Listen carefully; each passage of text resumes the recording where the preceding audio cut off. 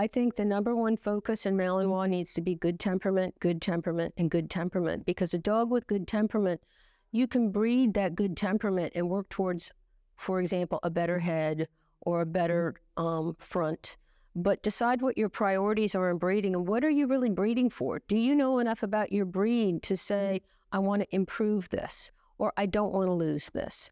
I believe in breeding, type, for type breeding.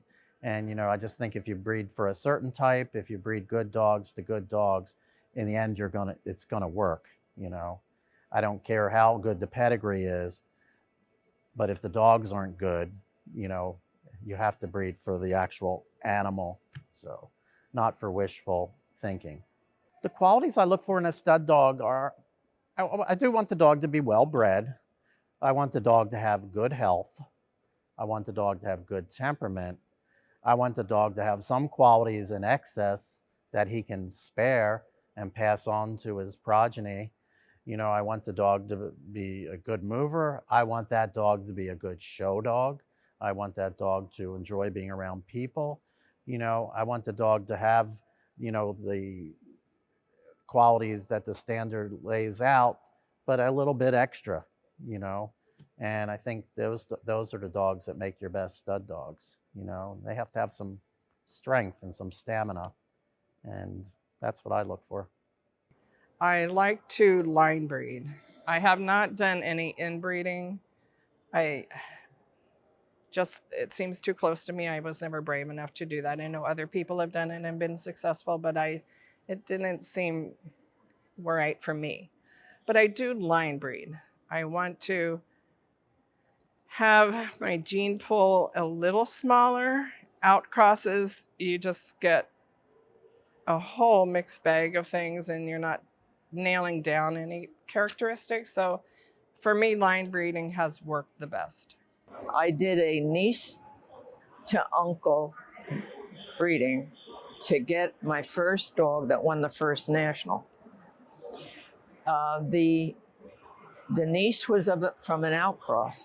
So that isn't called inbreeding, that's called line breeding. Niece to uncle, nephew to aunt is an ideal combination given that the common part of the pedigree is excellent. It has to be above average, and that will then beget the get you require to move on with. Actually, most of my nationals were won with that recipe, niece to uncle, nephew to aunt. First and foremost of a quality that I look for in a stud dog is temperament. Russian toys, that terrier aspect of them, they can be a little harsh. And we want to stay away from that. They are naturally aloof to strangers, but can easily go over to the other side of being afraid or scared. And so we really want to make sure that we keep that temperament. After that is obviously health and structure. You want a good, healthy dog that's going to have the bone structure to be able to handle whatever aspect that you're breeding for. Know what you're breeding. Know what you're looking for and know what, if you should breed, number one. And number two, if you do, try to improve on what you've got. Don't go for the same. Go for something that you know throws better. And just go because the dog's the number one dog in the country. Go for something that you've seen the puppies, and the puppies are nice. And they're nice with two different bitches. So you're going to hope that your bitch is of the same quality or throws the same quality as the other two bitches' puppies' mothers are.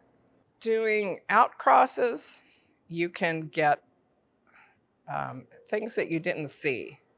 So you'll get things into your line that you didn't know were in the background.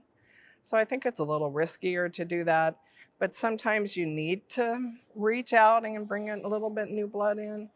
So you have to look at genotype and phenotype and consider the health clearances. So it's a big juggling act. And then sometimes when you think genetically and phonetically, they should be beautiful puppies and they don't turn out like you thought. Other times, you do a little something a little different and you get a star out of that breeding. So yeah, there's a lot of give and take, heartbreak, elation. So it's not for the faint of heart. You have to be willing to persevere. You have to be willing to make hard decisions about what to keep, what not to keep, because you can't just keep collecting dogs. You keep the best of what you produce and move forward from there. I chose them because they had outstanding dogs. They didn't just have nice dogs that were line bred and just average quality and everything. I always, I never tried to just breed champions. I want to breed best in show dogs. So I try to breed from stock that is outstanding, and that's why I chose their kennels, because the Yaki kennels are worldwide known, top winning kennel in United Kingdom history for the breed. And his dogs were good producers. So, and the Palace Garden, at the time when I got them, I knew what my dogs needed. They needed to be a little more compact. They needed a little bit higher tail set. And, their dogs, brought that into the line. So, and they were just really good Pekingese.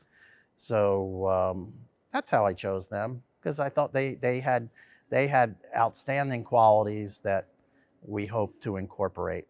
Like every breed, we have things that can occur in the breed. I'm the health chair because in 1972, I had a litter with 2 puppies with heart murmurs. And I said, oh, and we found out what they were, and they were a hole in the heart between the ventricular septal defect. So I started the health committee, and we began to recommend that every border terrier puppy be listened to very carefully by a veterinarian before it went to its new home. And yes, we still have heart defects in the breed, but they are much rarer than they used to be.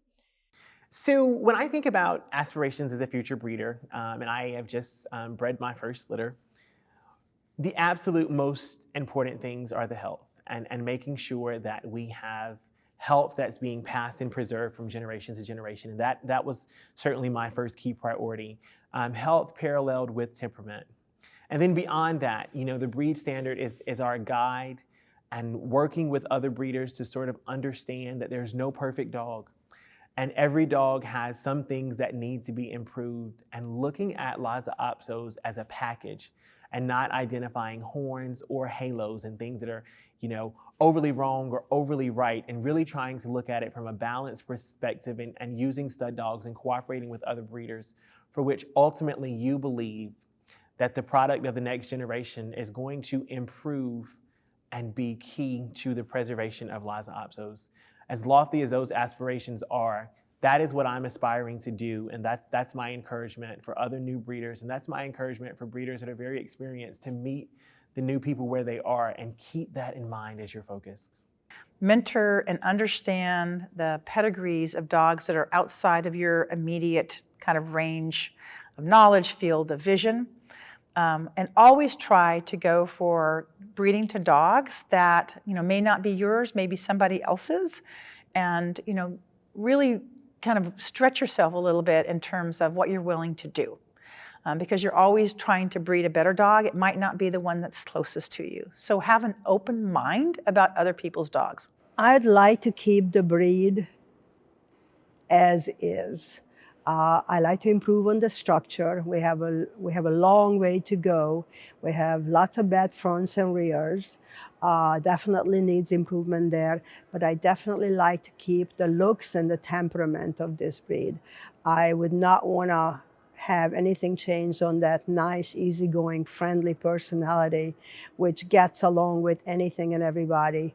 That is the wonderful nature of this breed, that you can have a dozen together and they are fine with each other, intact dog. When I'm looking for a stud dog, I have to keep in mind my girl and what she has and what she needs to improve, because you always want to breed up. You want to improve what you have. You want to hold on to what's good and improve what's bad. So when you're looking at your different stud dogs, you're considering all of what he has and his weaknesses and strengths, And then sometimes it affects where he lives, because it's harder when they're on a different coast than you. So the shipping and all of that is an issue.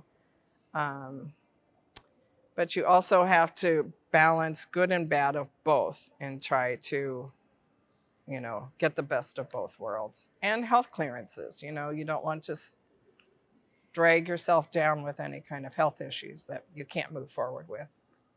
Breeding on phenotype or genotype, I think, depends on what you're trying to express in the parents. Where are you headed? Do you have a specific type that you want to keep? Or are you after genetic diversity? And I believe they go hand in hand together. You have to have a certain amount of both to continue your program, keep health healthy, to keep type there, and move forward with a better dog of both parents.